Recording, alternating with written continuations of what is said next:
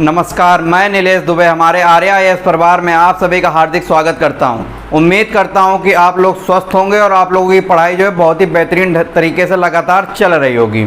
जैसा कि आप सभी को ये पता होगा कि हमने अपनी पिछली क्लास में जितने भी मुग़ल शासक थे, पूरे मुग़ल शासकों को बहुत ही बेहतरीन और बहुत ही पूरे विधि विधान से अच्छे से कवर किया हुआ है।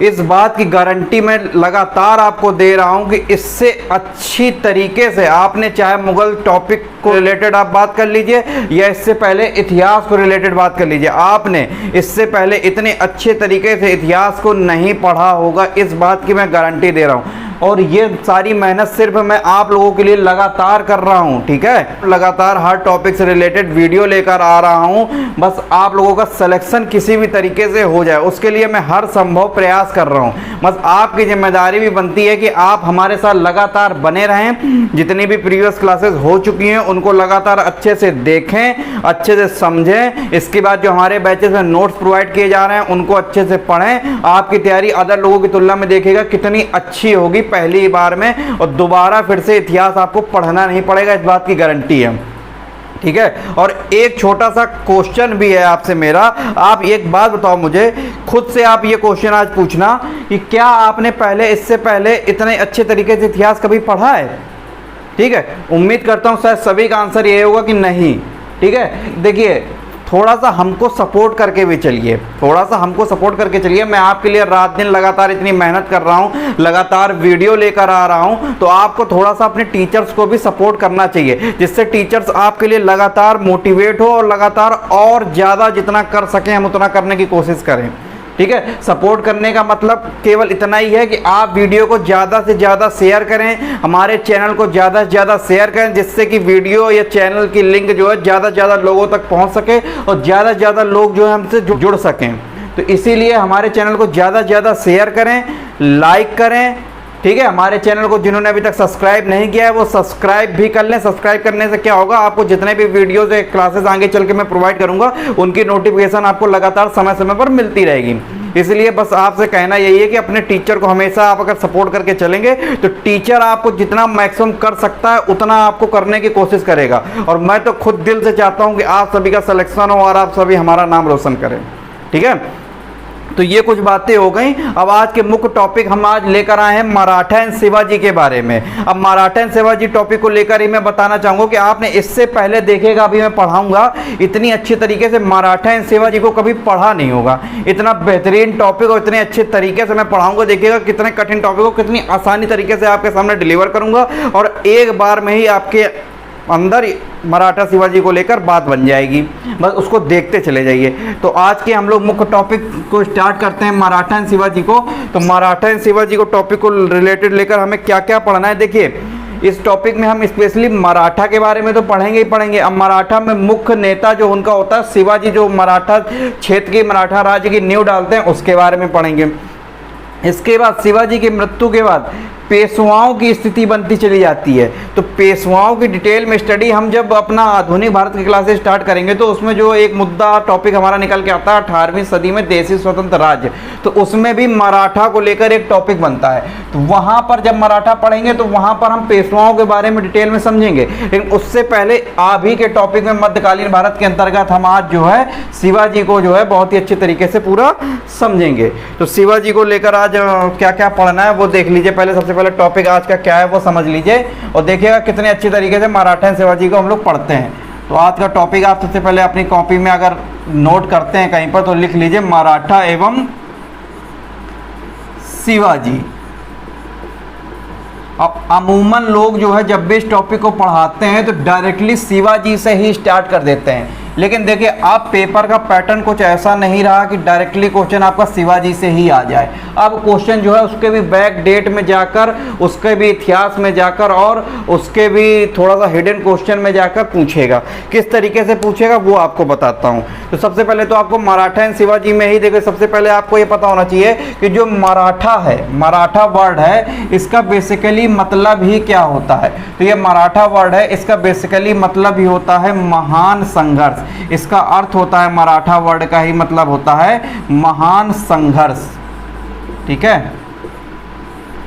अब इसके बाद दूसरा मुद्दा क्या आपको देखना है मराठा एवं शिवाजी में, तो मराठाओं में आपको एक चीज़ ये देखनी है, जब आप विजयनगर को, अभी मैं आपको पढ़ाऊंगा जो टॉपिक छूटा हुआ है, विजयनगर जो हमारा एक जो मुख्य हिंदू राज्य के रूप में जाना जाता है।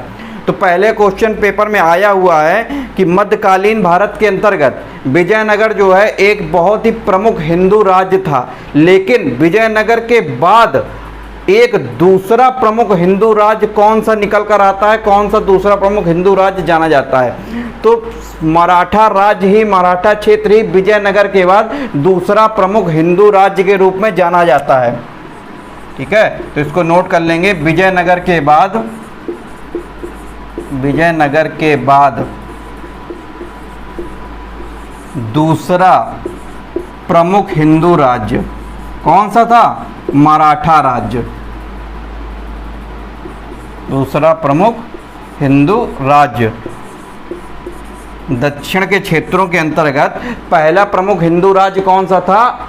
विजयनगर। इसके बाद दक्षिण के क्षेत्रों के अंतर्गत ही विजयनगर के बाद दूसरा प्रमुख हिंदू राज्य कौन सा निकल के आता है? मराठा। इसके बाद तीसरा मुद्दा मराठा से रिलेटेड बनता है, लेकिन उससे क्वेश्चन जो है मेंस में पूछा जाएगा, मेंस से रिलेटेड वो क्वेश्चन है, लेकिन थोड़ा सा अब यहाँ पर बात ही हो रही है तो उसको थोड़ा सा मैं इसकी आपको यहाँ पर झलक दे देता हूँ कि मराठा जो राज्य की नींव पड़ती है, मराठाओं के उदय के जो कारण बनते हैं, तो आखिरकार वो क्या क्या कारण रहे जिन्होंने मराठा राज्य के उदय की नींव डाली। ठीक है, तो उसमें से बेसिकली आपको 2-3 मुख्य कारण देखने को मिलते हैं जिनकी वजह से मराठा राज्य की नींव पड़ती है। क्या क्या कारण रहे? तो सबसे पहला कारण तो आपको ये देखना है कि जो मराठावाड़ क्षेत्र था, अर्थात वर्तमान जो महाराष्ट्र का क्षेत्र है, उसको उस समय मराठावाड़ का क्षेत्र बोलते थे। ठीक है, तो जो मराठावाड़ का क्षेत्र था उसकी कुछ भौगोलिक स्थिति ऐसी थी कि जिसकी वजह से मराठा क्षेत्र की या मराठा राज्य की नींव पड़ने में उसको जो है बहुत ज़्यादा हेल्प मिली।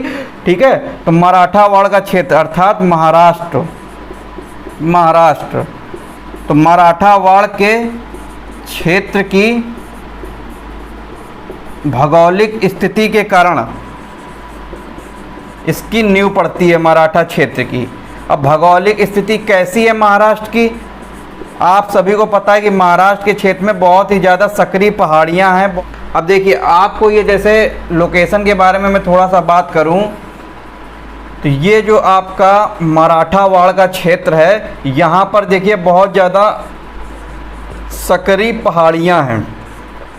ठीक है, बहुत ज़्यादा पहाड़ियाँ हैं, बहुत ज़्यादा। ठीक, अब जब इस वजह से जब यहाँ पर सक्रिय पहाड़ियाँ हैं तो इसमें ऐसी भौगोलिक स्थिति है यहाँ पर इसकी कि इसकी सक्रिय पहाड़ियों के कारण इसके दुर्गम रास्तों कारण यहाँ पर जो अन्य क्षेत्र थे, चाहे वो मुगल रहे हो यहाँ पर, चाहे यहाँ पर बीजापुर रहा हो, चाहे यहाँ पर गोलकुंडा रहा हो, ये सभी यहाँ पर अटैक करने में असमर्थ रहे, कभी भी इन क्षेत्रों में अटैक नहीं कर पाए। और यहाँ के लोकल लोग जो यहाँ पर थे, मराठावाड़ के लोकल लोग, उसी की वजह से जो भौगोलिक स्थितियाँ थी, लोगों ने इनके ऊपर अटैक नहीं किया, तो इनको उभरने का मौका मिलता रहा लगातार। धीरे धीरे ये लोग संगठित होते रहे और एक नए क्षेत्र की नींव डालने में कामयाब हो जाते हैं, जो कि मराठा क्षेत्र के नाम से जाना जाता है। तो एक तो रीजन ये मराठा क्षेत्र को नींव पड़ने का ये होता है। दूसरा रीजन होता है मराठा संतों की उपस्थिति के कारण, मराठा संतों की प्रमुखता के कारण। कुछ प्रमुख ऐसे मराठा संत रहे, मराठा संतों की प्रमुख उपस्थिति के कारण। अब इन्होंने क्या किया? कुछ मराठा संतों ने, कुछ प्रमुख ऐसे मराठा संत रहे जिन्होंने मराठावाड़ के क्षेत्रों को, मराठावाड़ के जो लोग थे, लोकल लोग थे, उनमें भ्रातृत्व की, मतलब भाईचारे की भावना को उत्पन्न किया। किस तरीके से उत्पन्न किया? ये सभी जो मराठा संत थे कुल मिलाकर मराठी भाषा बोलते थे। तो यहाँ के जो मराठावाड़ के क्षेत्र के जो यहाँ के जो लोकल लोग थे, ये सभी आपस में मराठी लोग वो भाषा बोलने लगे। जब आपको भी पता है, जब एक क्षेत्र के कई सारे लोग एक ही भाषा बोलेंगे तो उनमें कहीं ना कहीं भाईचारे की स्थिति उत्पन्न होगी। तो इन मराठा संतों ने मराठावाड़ के लोकल लोगों को आपस में एक भाईचारे की स्थिति से बांध कर रखा, जिससे कि लोग आपस में जुड़ते गए और एक संगठन के रूप में बनने लगा। इसके साथ साथ आपको ये देखना है कि मराठा संतों में कौन कौन से वो संत थे जिनकी उपस्थिति के कारण मराठा क्षेत्र, मराठा राज्य की नींव पड़ने में सहायता मिली। वो संतों के नाम है। उन संतों में देखिए एक संत का नाम निकल के आता है एकनाथ। ठीक है, एकनाथ। और इसी में से अगले संत का नाम निकल के आता है तुकाराम। ये कुछ संत रहे। इसी में एक नाम और निकल के आता है समर्थ गुरु रामदास का, जो कि नैतिक गुरु थे हमारे शिवाजी के। तो रामदास एक संत निकल कर आते हैं। ठीक, एक इन्हीं में से संत निकल के आते हैं वामन पंडित। वामन पंडित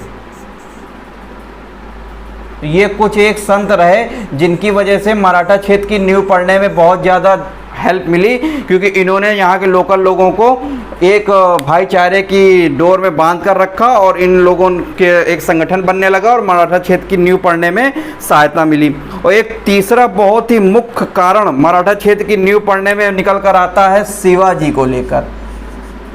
शिवाजी को लेकर, अब शिवाजी कैसे मराठा क्षेत्र की नींव डालने में बहुत ही मुख्य कारण के रूप में निकल कर आते हैं। देखिए, इतनी सारी स्थितियां होने के बावजूद भी अगर कोई एक पर्टिकुलर नेता नहीं है तो उस बड़े से संगठन का चलना बहुत ही मुश्किल होता है। चाहे किसी संस्थान को लेकर आप एग्जांपल ले लीजिए, इतना बड़ा कोई अगर संस्थान है उसमें कई सारे लोग काम कर रहे हैं, लेकिन अगर उस संस्थान में कोई एक पर्टिकुलर नेता नहीं है, पर्टिकुलर कोई डायरेक्टर नहीं है जो कि मुख्य फैसला लेगा, तो वो संस्थान कहीं ना कहीं बिखराव की स्थिति बनी रहेगी। लेकिन अगर कहीं ना कहीं वहाँ पर नेता की कोई ना कोई डायरेक्टर की उपस्थिति रहेगी जो फैसला लेगा वो सभी के लिए सर्वोपरि होगा और सभी को एक भातृत्व की भावना में कड़ी में बांध कर रखेगा। तो उसी में से यहाँ पर निकल के आते हैं शिवाजी। ये कहीं ना कहीं स्थितियाँ देखिए इस टाइप की बन ही रही थी। एक भौगोलिक स्थिति कारण मराठा संतों ने जो कार्य किया, इनकी वजह से कुछ ना कुछ स्थितियाँ बनी रही थी और उसी बीच में शिवाजी एक प्रमुख नेता के रूप में उभर कर सामने आते हैं और इसके बाद मराठा क्षेत्र की नींव पड़ जाती है। तो ये कुछ कॉन्सेप्ट वाली बातें थी जो कि आपको मेन पॉइंट ऑफ व्यू से हेल्प करेंगी, लेकिन अब टॉपिक ही चल रहा था तो मैंने थोड़ा सा इसको आपकी झलक दे दी। बाकी दो चीज़ें आपको याद रखनी है कि मराठा का बेसिकली अर्थ होता है महान संघर्ष, और विजयनगर के बाद जो विजयनगर का एरिया जो हमारा कर्नाटक से जाना जाता है, तो दक्षिण के क्षेत्रों में विजयनगर जो प्रथम हिंदू राज्य था प्रमुख रूप से, उसके बाद दूसरा प्रमुख हिंदू राज्य कौन सा जाना गया, तो मराठा राज्य जाना गया। अब शिवाजी के कुछ परिचय के बारे में चर्चा कर लेते हैं कि शिवाजी की माता कौन थी, पिताजी कौन थे। शिवाजी के परिचय के बारे में बेसिकली बातें देख लेते हैं कि शिवाजी की आखिरकार माता कौन थी और पिताजी कौन थे। तो शिवाजी का परिचय, तो शिवाजी का जब नाम आएगा तो सबसे पहले आपको पता होना चाहिए कि शिवाजी का आखिरकार जन्म कहाँ पर हुआ था और किस ईयर में हुआ था। तो शिवाजी को जन्म को लेकर सबसे पहले मुद्दा बनता है कि इनका जन्म को लेकर। इनका जन्म जो है हमारा कब हुआ था, 1627 ईस्वी में हुआ था। किस जगह पर हुआ था, पूना के शिवनेर किले में हुआ था, दुर्ग में हुआ था। पूना के शिवनेर दुर्ग में हुआ था इनका जन्म। सभी को बात पता है, परिचय से रिलेटेड बात तो सभी को पता होगी, शिवनेर दुर्ग में हुआ था इनका जो है। इसी वजह से समय कब से कब तक जाता है शिवाजी का, 1627 ईस्वी तक समय जाता है और 1680 में इनकी मृत्यु हो जाती है। तो ये शिवाजी का कुछ समय जाता है, शिवाजी का समय नोट कर लीजिएगा। इसके बाद शिवाजी की माताजी कौन थी, इनकी माताजी का नाम क्या था, तो शिवाजी की माताजी का नाम था जीजाबाई। जीजाबाई। इसके साथ इनके पिताजी का नाम क्या था, इनके पिताजी का नाम था शिवाजी के शाहजी भोसले। शाहजी भोसले। भोसले जो है हमारा, ये बेसिकली क्या है, ये बेसिकली इनका वंश था। ये बेसिकली क्या है, इनका वंश था और ये जो है शाहजी के नाम से जाने जाते थे और भोसले इनका वंश था, इसीलिए इनका पूरा नाम हो गया शाहजी भोसले। इसके बाद शिवाजी के संरक्षक कौन थे, शिक्षक कौन थे, जो आरंभिक शिक्षक कौन थे शिवाजी के, या फिर संरक्षक कौन थे। तो शिवाजी के आरंभिक शिक्षक या फिर इनके संरक्षक थे दादा कोंडदेव। दादा, कुछ तथ्य संबंधी बातें हैं उनको नोट कर लीजिएगा, दादा कोंडदेव। इसके बाद शिवाजी के नैतिक गुरु कौन थे, शिवाजी के नैतिक गुरु कौन थे, तो शिवाजी के नैतिक गुरु थे समर्थ गुरु रामदास। शिवाजी के जो नैतिक गुरु थे उनका नाम था समर्थ गुरु रामदास। ये शिवाजी से रिलेटेड कुछ बेसिकली बातें बनती हैं। और समर्थ गुरु रामदास की ही एक पुस्तक भी हमें देखने को मिलती है, उस पुस्तक का नाम नोट कर लीजिएगा। इनकी एक पुस्तक थी, उस पुस्तक का नाम था दास बोध। दास बोध, तो दास बोध पुस्तक किसकी थी? दास बोध पुस्तक जो है हमारी समर्थ गुरु रामदास की थी। ठीक है, ये मुद्दा थोड़ा सा ध्यान दीजिएगा। इसके बाद शिवाजी की कुछ उपाधियों के बारे में चर्चा कर लेते हैं। शिवाजी की कुछ उपाधियों के बारे में चर्चा कर लेते हैं। शिवाजी की कुछ प्रमुख उपाधियां भी थीं। शिवाजी की कुछ प्रमुख उपाधियां भी थीं। इनकी एक प्रमुख उपाधियों में से एक उपाधि निकल के आती है हैंदव धर्म उद्धारक, मतलब हिंदू धर्म उद्धारक। तो हिंदू धर्म उद्धारक किसकी उपाधि थी? हिंदू धर्म उद्धारक जो है हमारी शिवाजी की उपाधि थी, धर्मोद्धारक। उपाधियों में से शिवाजी की एक अन्य उपाधि और निकल के आती है गो ब्राह्मण प्रतिपालक। गो ब्राह्मण प्रतिपालक किसकी उपाधि थी? ये उपाधि भी शिवाजी की उपाधि थी। इसके बाद छत्रपति, जो सभी आप जानते होंगे, छत्रपति की उपाधि किसकी थी? शिवाजी की थी। ये सब क्या थी? ये सब शिवाजी की उपाधियां थी। छत्रपति की उपाधि शिवाजी ने कब ली थी? जब शिवाजी ने अपना 1674 ईस्वी में रायगढ़ राजधानी के किले में सर्वप्रथम अपना राज्याभिषेक कराया हुआ था, तभी शिवाजी ने छत्रपति की उपाधि ली हुई थी।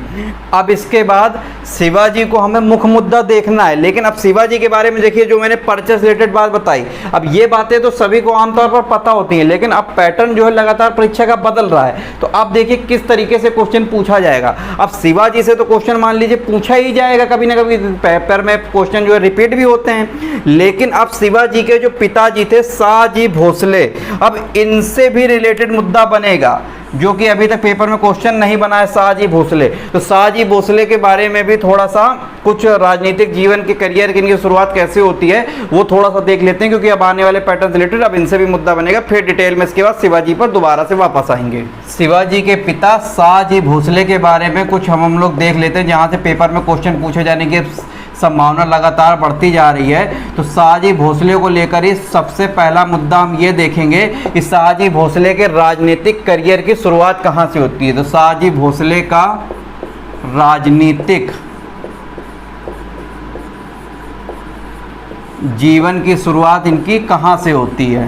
राजनीतिक जीवन की शुरुआत कैसे होती है और किसके समय से होती है, और सबसे प्रथम इन्होंने किसकी सेवा की हुई थी? तो शाहजी भोसले की राजनीतिक जीवन की शुरुआत या राजनीतिक करियर की शुरुआत इनकी अहमदनगर की सेवा से प्रारंभ होती है। अहमदनगर की सेवा से, अहमदनगर की सेवा से। अब अहमदनगर के बारे में मैंने आपको बताया हुआ था कि उस समय अहमदनगर का प्रधानमंत्री कौन था?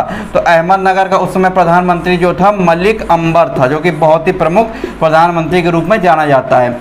तो शाहजी भोसले जो है स्टार्टिंग में अहमदनगर की सेना में शामिल होते हैं। धीरे धीरे इनकी पदोन्नति होती है, और जब पदोन्नति होती है तो अहमदनगर की सेवा करते करते मलिक अंबर जो हैं इनको क्या देते हैं? मलिक अंबर जो है इनको 1622 ईस्वी में, 1622 ईस्वी में सोलापुर की तथा पूना की जागीर देते हैं।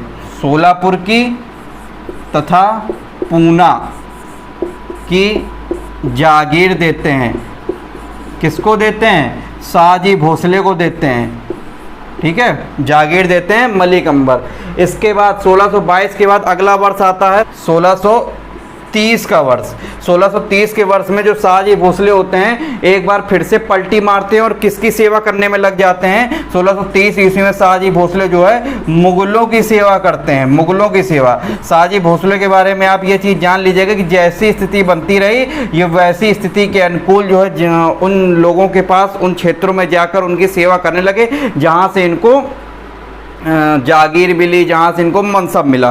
तो 1630-1622 ईस्वी में इन्होंने अहमदनगर की सेवा की हुई थी। 1630 ईस्वी तक आते आते ये मुगलों की सेवा से जुड़ जाते हैं, और जब ये मुगलों की सेवा से जुड़ते हैं तो उस समय मुगलों का राजा कौन होता है? तो मैं अब देखिए 1630 का वर्ष चल रहा है, तो आपको मैंने बताया हुआ है मुगल में 1628 से लेकर 1658 ईस्वी तक का किसका समय जाना जाता है? शाहजहाँ का। तो इस समय जो है मुगल राजा कौन होगा? इस समय मुगल राजा शाहजहाँ होगा, जब ये मुगलों की सेवा से जुड़ते हैं। और शाहजहाँ जो है इनको क्या देते हैं? शाहजहाँ जो इनको 5,000 का मनसब देते हैं, 5,000 का मनसब देते हैं। इसके साथ साथ शाहजहां इनको पूना की जागीर भी देते हैं, पूना की जागीर भी भेंट करते हैं।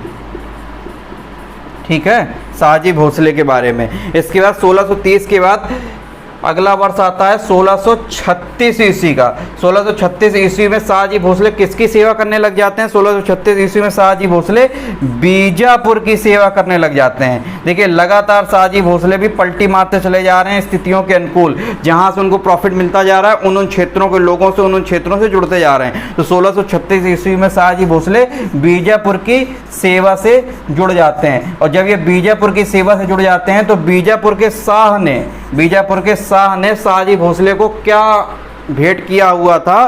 तो बीजापुर के शाह ने इन्हें उत्तरी कर्नाटक का क्षेत्र भेंट किया हुआ था, उत्तरी कर्नाटक का क्षेत्र भेंट किया हुआ था। तो शाहजी भोसले को उत्तरी कर्नाटक का क्षेत्र किनसे मिला हुआ था? बीजापुर के शाह से मिला हुआ था। और ये जो अंतिम बीजापुर से ही जुड़ते हैं, इसके बाद फिर अदर क्षेत्रों में नहीं जाते हैं, फिर यहीं बीजापुर से लगातार बीजापुर की सेवा करते जाते हैं और आगे जाके 1664 ईस्वी तक इनकी मृत्यु हो जाती है शाहजी भोसले की।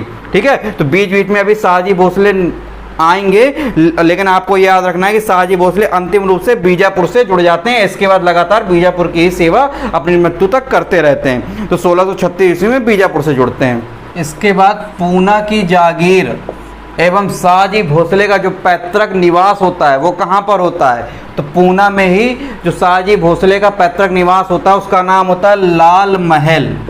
पूना की जागीर एवं लाल महल को लेकर कुछ मुद्दा बनता है, वो देख लीजिए शाहजी भोसले रिलेटेड। पूना की जागीर एवं इनका जो पैतृक निवास होता है शाहजी भोसले का पूना में ही, ठीक है, उसका नाम होता है लाल महल। ये नाम याद रखेंगे, इससे पेपर में क्वेश्चन बनेगा कि शाहजी भोसले का पैतृक निवास क्या था? लाल महल नाम से था उनका पैतृक निवास।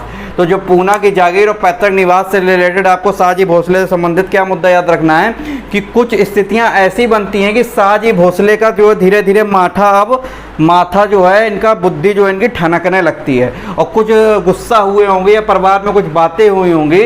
तो शाहजी भोसले जो है अपनी पत्नी जीजाबाई को और जीजाबाई से उत्पन्न जो पुत्र थे शिवाजी, उनको छोड़ देते हैं। ठीक है, और उन दोनों को पूना की जागीर और पैतृक निवास लाल महल उन दोनों को देकर छोड़कर चले जाते हैं। किसके पास छोड़कर चले जाते हैं? अपनी एक अगली पत्नी जिनका नाम था शाहजी भोसले की एक पत्नी का नाम और था जिसका नाम था तुकोबाई के पास चले जाते हैं। तुकोबाई के पास जो है हमारे शाहजी भोसले चले जाते हैं। ठीक है, किसको छोड़कर शाहजी भोसले चले जाते हैं? छोड़कर चले गए। कुछ परिवार में कुछ स्थितियां बनी होंगी, गुस्सा हो गए होंगे, कुछ भी रीजन रहा हो, तो ये क्वेश्चन बना हुआ है पेपर में कि शाहजी भोसले ने अपनी किस एक पत्नी और पुत्र को छोड़ा हुआ था? तो शाहजी भोसले ने जीजाबाई और जीजाबाई से उत्पन्न पुत्र शिवाजी को छोड़ा हुआ था और उनको क्या देकर चले गए थे? तो इनको जो है पूना की जागीर और इनको जो है लाल महल जो है देकर चले गए थे। कहाँ पर चले गए थे? तुकोबाई के पास। और तुकोबाई के पास कहाँ पर चले गए थे? इनके पास उत्तरी कर्नाटक के क्षेत्र में, जो उत्तरी कर्नाटक की इनके पास जागीर थी, तो उत्तरी कर्नाटक की जागीर में जाकर ये रहने लगे अपनी एक अन्य पत्नी तुकोबाई के साथ, शाहजी भोसले। ठीक है, और तुकोबाई से ही उत्पन्न शाहजी भोसले का एक पुत्र होता है, उस पुत्र का नाम होता है वेंको जी।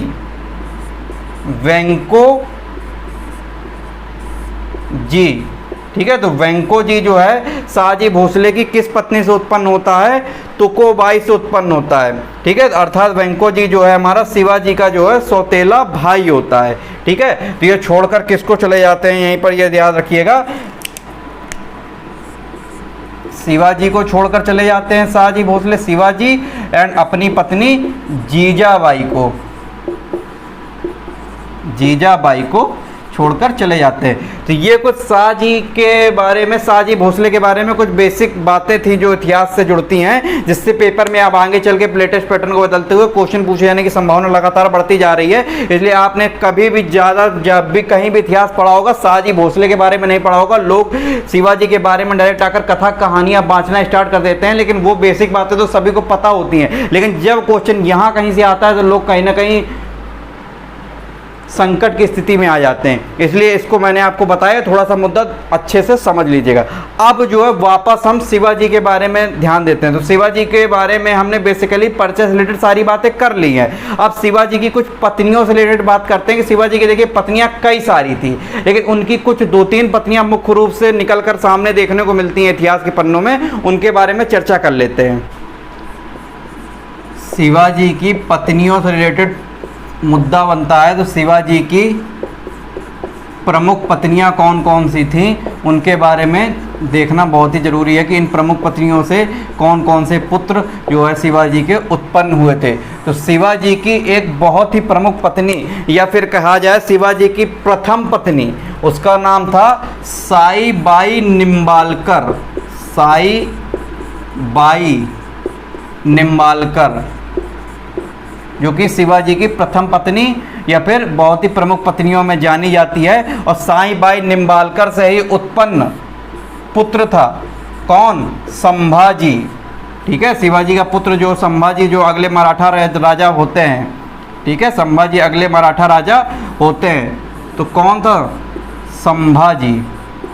तो संभाजी की उत्पत्ति जो है हमारी शिवाजी की किस पत्नी से हुई थी? तो साईबाई निम्बालकर से जो है हमारी संभाजी की उत्पत्ति हुई थी। और एक बात और ध्यान दीजिएगा कि संभाजी और शिवाजी की आपस में अच्छी नहीं बनती थी। शिवाजी जो थे संभाजी को पसंद नहीं करते थे। इसलिए आप देखेंगे कि शिवाजी की जब मृत्यु होती है तो संभाजी ज्येष्ठ पुत्र होने के बावजूद भी इनका अंतिम संस्कार नहीं कर पाते हैं। क्यों नहीं कर पाते हैं अभी उसको हम बताते हैं, पहले पत्नियों के बारे में देख लीजिए। इसी के साथ साथ शिवाजी की एक अन्य प्रमुख पत्नियों में नाम निकल के आता है पुतली बाई का। देखिए कितना अच्छा नाम, पुतली बाई। पुतली बाई को रिलेटेड लेकर एक मुद्दा बनता है कि शिवाजी की किस पत्नी ने शिवाजी की मृत्यु के बाद सतीत्व हो गई थी, शिवाजी की मृत्यु के बाद सती हो गई थी। तो पुतली बाई जो शिवाजी की पत्नी थी, जो कि शिवाजी की मृत्यु के बाद सती हो गई थी। इसके बाद शिवाजी की तीसरी पत्नी में नाम निकल के, बहुत ही मुख्य नाम निकल के आता है सोयरा बाई का। सोयरा बाई का। ठीक, ये भी शिवाजी की बहुत ही प्रमुख पत्नी में इनका नाम निकल के आता है। सोयरा बाई से उत्पन्न शिवाजी का पुत्र का नाम क्या होता है? तो सोयरा बाई से उत्पन्न शिवाजी के पुत्र का नाम होता है राजा राम। ठीक है, राजा राम।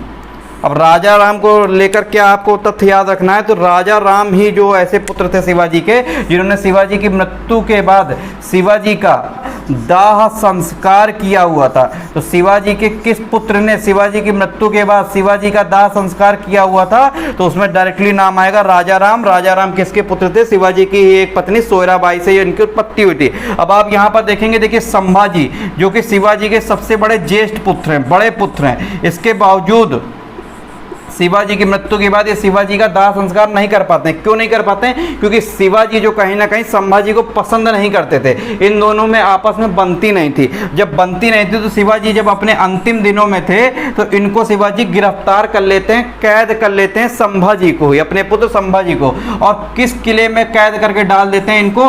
पनहाला के किले में। पनहाला के किले में, पनहाला के किले में संभाजी को शिवाजी जो है अंतिम दिनों में कैद कर लेते हैं। तो इसी वजह से जब शिवाजी की मृत्यु हुई होती है तो उस समय ये कैद में होते हैं संभाजी। इसी वजह से संभाजी जो है हमारे इनका दाह संस्कार नहीं कर पाते हैं। और उस समय दाह संस्कार जो शिवाजी का राजा राम ने किया होता है। तो ये शिवाजी की कुछ पत्नियों से रिलेटेड मुख्य मुद्दे बनते हैं। अब इसके अलावा कई अन्य पत्नियां भी शिवाजी की होती हैं, लेकिन वो इतिहास के पन्ने में बेकार है, उनसे क्वेश्चन पेपर में नहीं पूछा जाएगा, ये यूजलेस हैं।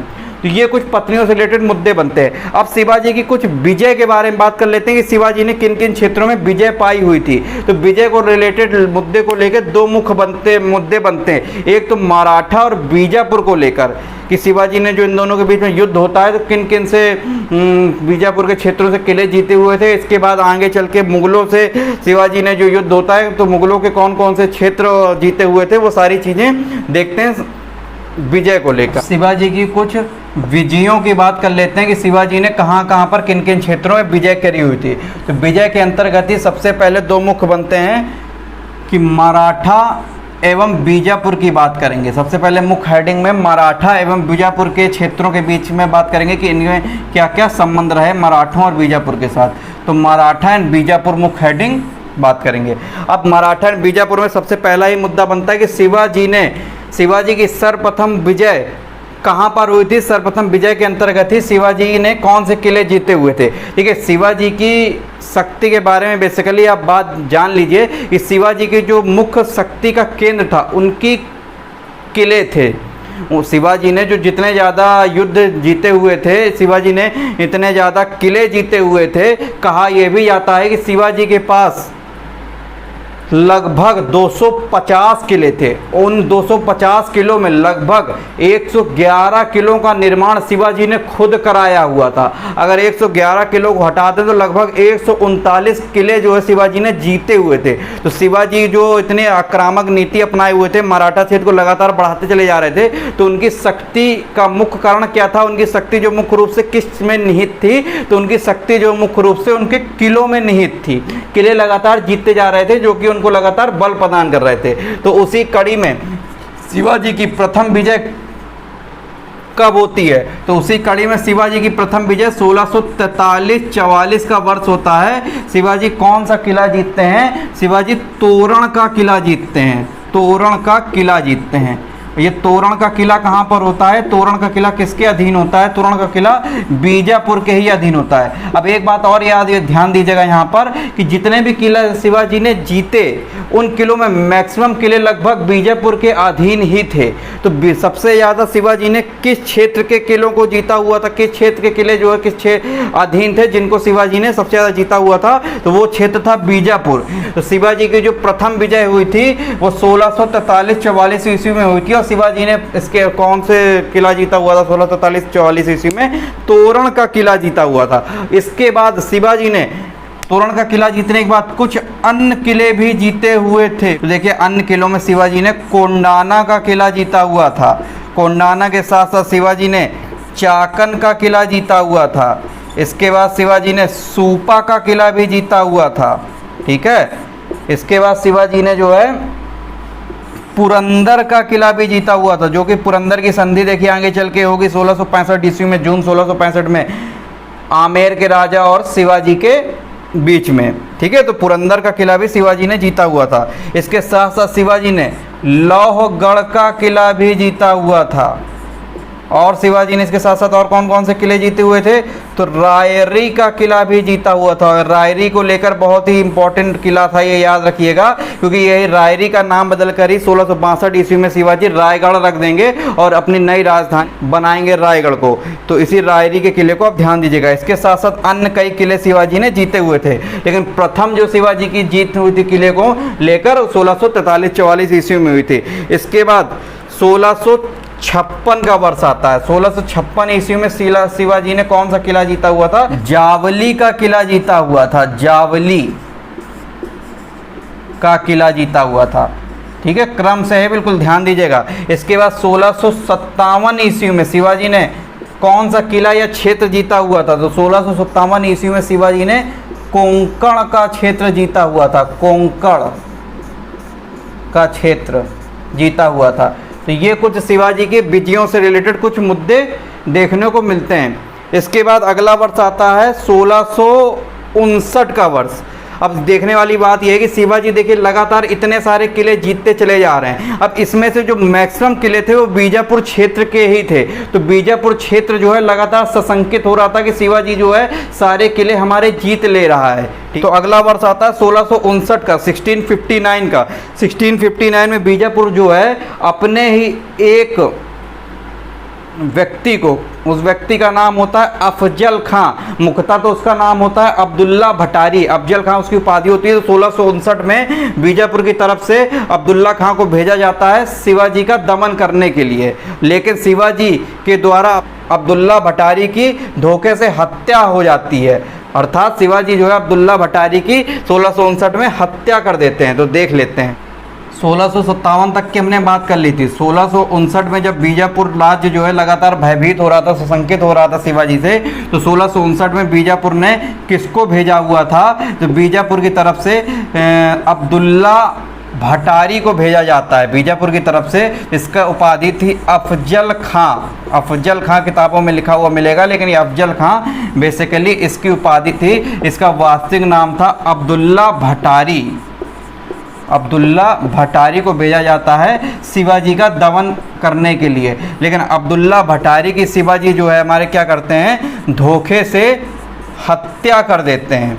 हत्या कर देते हैं। जब हत्या कर देते हैं तो बीजापुर जो है शिवाजी की इस आक्रामक नीति से और भयभीत हो जाता है। और 1660 में ही शिवाजी के पिता शाहजी भोसले को आदेश देता है। मैंने आपको बताया था कि 1636 ईस्वी से लगातार शाहजी भोसले जो है बीजापुर की सेवा में लगे हुए थे। कर्नाटक की जागीर भी दी हुई थी, तो इनके बीजापुर के अधीन ही शाहजी भोसले वर्क कर रहे होते हैं उस समय। तो 1660 में बीजापुर जो है इनके शाहजी भोसले को बोलता है कि जाइए अपने पुत्र को मनाइए, समझाइए और उनको बोलिए कि अब वो बीजापुर के क्षेत्रों में अटैक ना करे और उनके साथ संधि कीजिए। तो 1660 में जो है हमारे शाहजी भोसले जो है हमारे शिवाजी के पास जाते हैं और शिवाजी से जो है हमारी एक संधि करते हैं। किस वर्ष संधि हुई होती है? तो 1660 ईस्वी में इन दोनों के बीच में एक संधि होती है। और संधि के रूप में क्या निकल कर आता है? मुख्य बातें कि शिवाजी को स्वतंत्रता का अधिकार सौंप दिया जाता है। शिवाजी को जो है पूरी तरीके से स्वतंत्रता की मान्यता दे दी जाती है। शिवाजी को पूरी तरीके से स्वतंत्रता की मान्यता दे दी जाती है इस संधि के तहत। स्वतंत्रता की मान्यता कहने से मतलब कि शिवाजी को बीजापुर राज्य जो है स्वीकार कर लेता है कि हाँ भैया, आप आतंकवादी नहीं हो, आप लगातार हमले कर रहे थे, लेकिन आपको हम एक राजा के रूप में स्वीकार करते हैं और आपके द्वारा जो जीते हुए राज्य है, जो विजित क्षेत्र हैं, वो आपके ही अधीन रहेंगे। आप उन राज्यों पे अच्छे से शासन कीजिए अपने मराठा क्षेत्रों में मिलाकर, लेकिन अब आगे चल के बीजापुर के क्षेत्रों पर अटैक मत कीजिए। तो उनको कहीं ना कहीं इस संधि के तहत शिवाजी को स्वतंत्रता की मान्यता दे दी जाती है बीजापुर की तरफ से। और उसके बीच में मेडिएटर बनते हैं शाहजी भोसले अर्थात शिवाजी के पिता। तो ठीक है, तो 1660 ईस्वी तक की ये बात हो जाती है। 1660 ईस्वी के बाद अगला वर्ष आता है 1662 ईस्वी का। 1662 ईस्वी में मैंने आपको बताया था कि शिवाजी जो है हमारा रायरी का किला जीता हुआ था, तो रायरी का नाम बदलकर क्या रख देते हैं? रायरी का नाम चेंज करके शिवाजी जो है हमारे रायगढ़ रख देते हैं। हम बदलकर क्या रख देते हैं? रायगढ़ रख देते हैं। और इसी रायगढ़ को शिवाजी जो है अपनी राजधानी बनाते हैं। ठीक है, यहीं पर आगे चल के 1674 ईस्वी में 1674 में शिवाजी जो है प्रथम बार अपना राज्याभिषेक कराएंगे बनारस के पंडित गंगाधर भट्ट के द्वारा। तो शिवाजी ने अपनी नई राजधानी जो है हमारी किसको घोषित किया हुआ था? रायगढ़ को। और रायरी का नाम बदलकर ही शिवाजी ने रायगढ़ रखा हुआ था। तो ये कुछ 1662 तक की बात हो गई। इसके 1662 के बाद अगला बहुत ही महत्वपूर्ण वर्ष आगे चल के निकल कर देखने को मिलता है 1673 ईस्वी में। 1673 ईस्वी में शिवाजी ने किसको हराया हुआ था? तो 1673 ईस्वी में शिवाजी ने बीजापुर को हराया हुआ था। अर्थात 1673 ईस्वी में शिवाजी वर्सेस बीजापुर के बीच में अगेन एक बार युद्ध होता है। ठीक है, तो देखने वाली बात ये है, पेपर में अभी तक क्वेश्चन नहीं बना हुआ है, लेकिन आगे पूछे जाने की पूरी संभावना है कि शिवाजी और बीजापुर के बीच में जो 1673 में युद्ध होता है, जिसमें बीजापुर जो है हार जाता है, शिवाजी की जीत हो जाती है। तो किस युद्ध में हराया हुआ था शिवाजी ने बीजापुर को? तो उस युद्ध का नाम था उमराणी का युद्ध। कहीं कहीं पर किताबों में लिखा हुआ मिलेगा आपको उमराणी का युद्ध या फिर उम्ब्राणी का युद्ध। उम्ब्राणी का युद्ध। तो पेपर में कभी भी क्वेश्चन पूछा जा सकता है कि उम्ब्राणी या उम्ब्राणी के युद्ध में शिवाजी ने किसको हराया हुआ था? बीजापुर को हराया हुआ था। कब हराया हुआ था? 1673 में हराया हुआ था। शिवाजी ने बीजापुर को किस युद्ध में हराया हुआ था? उमराणी के युद्ध में या फिर उम्ब्राणी के युद्ध में? तो ये क्वेश्चन लोगों को आमतौर पर जब भी आएगा नहीं पता होगा, लेकिन आपको ये क्वेश्चन पता होगा क्योंकि आपकी तैयारी जो है एक बहुत ही अच्छे लेवल की मैं करवा रहा हूँ लगातार। ठीक है, तो ये कुछ मराठा एंड शिवाजी को रिलेटेड लेकर कुछ मुद्दा बनता है। अब मराठा में शिवाजी और मुगलों के बीच में क्या क्या लड़ाइयाँ हुई, क्या क्या विजय हुई, क्या क्या कंडीशन रही, अब उसके बारे में हम आगे चल के अगली क्लास में देखेंगे। आज की क्लास थोड़ी सी बड़ी हो रही है, इसलिए अगली क्लास में हम उसको समझेंगे। इसके बाद मराठों को लेकर, शिवाजी को रिलेटेड लेकर लगभग 2 क्लासें और आएंगी, जिसमें अगली क्लास में हम शिवाजी को पूरी अच्छी तरीके से कंप्लीट कर लेंगे। इसके बाद शिवाजी से रिलेटेड या फिर मराठों से रिलेटेड कुछ प्रशासन से संबंधित बातें देखने को मिलती हैं, ठीक है, क्योंकि और कुछ अष्ट प्रधान से रिलेटेड बातें देखने को मिलती हैं, कुछ प्रशासनिक इकाइयों से रिलेटेड बातें देखने को मिलती हैं। तो कुल मिला के प्रशासन से, मराठा प्रशासन से संबंधित देखने को मिलती हैं बातें। तो एक लेक्चर पूरा प्रशासन पे लेकर आएंगे और अगले 2 क्लासेस में हम मराठा एंड शिवाजी को बहुत ही बेहतरीन तरीके से ख़त्म करेंगे, ठीक है। तो आज की क्लास में इतना ही रखते हैं। अगर कुछ समझ में ना आया हो तो कमेंट सेक्शन में लिखकर जरूर बताएं, मुझे पर्सनल मैसेज भी कर सकते हैं। और अगर समझ में आया है, सभी क्लासेस अच्छी लग रही हैं, बहुत ही अच्छा आपको समझ में आ रहा है, मेरी मेहनत आपको सफलता दिलाने में लगातार कारगर साबित हो रही है, तो प्लीज़ अपना कमेंट सेक्शन